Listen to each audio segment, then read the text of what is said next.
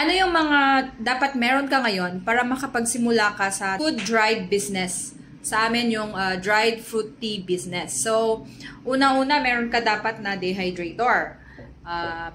Meron tayong household dehydrator, yung plastic, nabibili mo siya online. Pero pwede yun sa household lang Pag maramihan kasi hindi niya kaya. Pwede yung stainless, yung 10 layer na dehydrator. Okay na yun na pag sa panimula.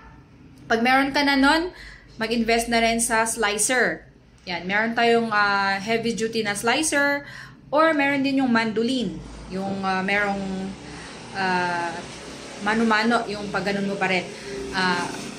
Kutsilyo, kailangan pa rin ng kutsilyo kasi depende kung ano yung i-dry mo. Either vegetable, fruits, or kung ano yung produce na meron sa inyo. Pagkatapos niyan, kailangan mag-invest din kayo sa mga airtight containers. Airtight containers and then mga vacuum pouch. Yes. So, yun yung mga mahalaga. And then, a portable sealer will do. Yan. Malaki din yung tulong ng mga packaging na may ziplock. Yes. Ziplock like this. Ayan. Tapos, kapag meron ka ng portable sealer, isil mo na rin lang dito. Ayan. Kapag sa packaging naman, pwede naman na magpa-design ka muna sa labas. Pa-print ka na rin doon kung wala kang sariling printer. At, to just start. Diba? So, kung meron ka na nun, kung meron kang malunggay dyan, nako, mabili ang malunggay. Wala kasi kaming masyadong malunggay sa amin.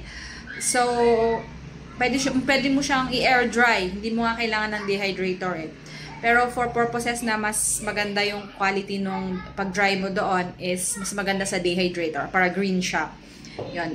Tapos pwede mo siyang i-package. Mga ganitong pouch, mga stand-up pouch na ziplock. Makakabili kayo nito online.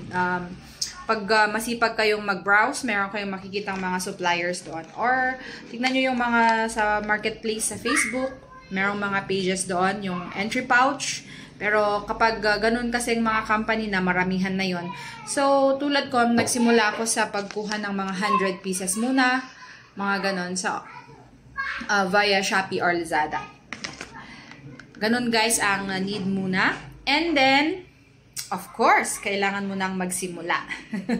Kailangan mo ng mga gloves. Ayan. At saka yung ganito yung parchment paper or baking paper. Mahalaga to para hindi magdikit-dikit.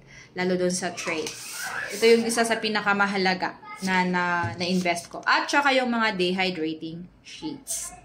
Yun guys, kung may tanong kayo, just comment.